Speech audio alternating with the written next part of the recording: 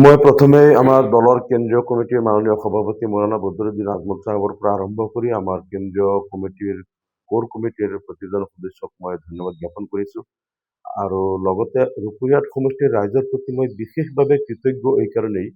যে মই যোৱা কিছুদিন জেইলৰ পৰা ওলোৱাৰ পিছতো ৰূপৈহাট সমষ্টিৰ যিকোনো প্ৰান্তত মই গৈছোঁ, ৰাইজে মোক উষ্ম আদৰণি দিছে আৰু সমষ্টিৰ চুকে কোণে বহু ঠাইত মোক মাতি নি ৰাইজে মোক বিপুল সম্বৰ্ধনা দিছে আৰু তেওঁলোকে মোৰ প্ৰতি যিটো মুক্ত সমৰ্থন আৰু সঁহাৰি আগবঢ়াইছে, সেইকাৰণে মই তেওঁলোকৰ প্ৰতি কৃতজ্ঞতা জ্ঞাপন কৰিছোঁ আৰু দলে সেইকাৰণে মোক ৰূপৈহাট সমষ্টিত প্ৰাৰ্থী হিচাপে প্ৰক্ষেপ কৰিছে। আৰু ৰূপৈহাট সমষ্টিৰ ৰাইজৰ যিটো মৰম, আনকি মই সমষ্টিৰ চুকে কোণে য'তে মই গৈ আছোঁ, তেওঁলোকে এটা কথাই কৈছে যে ইমান দিন আপোনাক আমি ভাল পাওঁ, আগৰ পৰাই ভাল পাওঁ, আৰু ইমান দিন আমি আফচোচ কৰি আছিলোঁ যে আপুনি যদি আমাৰ ৰূপৈহাট সমষ্টিত থাকিলেহেঁতেন, আপোনাক আমি ভোট দিলে আমাৰ মনটো শান্তি পালেহেঁতেন। মানে আপোনাৰ নিচিনা এজন প্ৰাৰ্থীক ভোট দিবলৈ আমাৰ আগৰ পৰাই এটা আশা আছিল আৰু আমি ওপৰৱালাক বিচাৰিছিলোঁ যে আমাক এনেকুৱা এজন প্ৰাৰ্থী দিয়ক, যাক আমি ভোট দি অন্তৰত শান্তি লাভ কৰিম আৰু আমি অন্তৰত সন্তুষ্টি লাভ কৰিম। আৰু আমাৰ প্ৰাৰ্থনাটো ওপৰৱালাই হয়তো এইটো গ্ৰহণ কৰিলে আৰু আপোনাক আমাৰ ৰূপৈহাট সমষ্টিতেই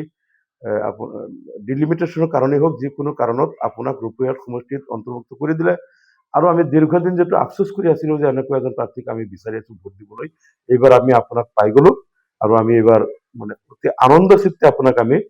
এইবাৰ আমি ভোট দিব পাৰিম। আৰু এনেকুৱা বিপুল আৱেগিকভাৱে ৰূপৈহাট সমষ্টিৰ ৰাইজে কিন্তু মোক সমৰ্থন আগবঢ়াই আছে আৰু তেওঁলোকে মোক যিটো মৰম চেনেহ দেখুৱাই আছে, মই তেওঁলোকৰ প্ৰতিও কৃতজ্ঞ যে আজি ৰূপৈহাট সমষ্টিবাসী ৰাইজৰ এই মুক্ত সমৰ্থন আৰু তেওঁলোকৰ আৱেগৰ কাৰণেই আজি কেন্দ্ৰীয় কমিটিয়ে মোক, আগতে মই ধিংগৰ বিধায়ক আছিলোঁ যদিও মোক এতিয়া ৰূপৈহাট প্ৰজেক্ট কৰিছে আৰু ৰূপৈহাট সমষ্টিৰ কাৰণে মোক প্ৰাৰ্থী হিচাপে প্ৰক্ষেপ কৰিছে। গতিকে মই প্ৰথমে ওপৰৱালাৰ আল্লাহ তাআলাৰ শুক্ৰিয়া আদায় কৰিছোঁ, কেন্দ্ৰীয় কমিটিক মই ধন্যবাদ জ্ঞাপন কৰিছোঁ আৰু ৰূপৈহাট সমষ্টিবাসী ৰাইজক কৃতজ্ঞতা জ্ঞাপন কৰিছোঁ।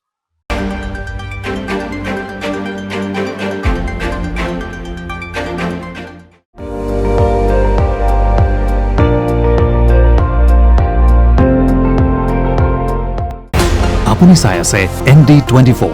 সৰ্বশ্ৰেষ্ঠ নহয় সৰ্বোত্তমৰ দৌৰ।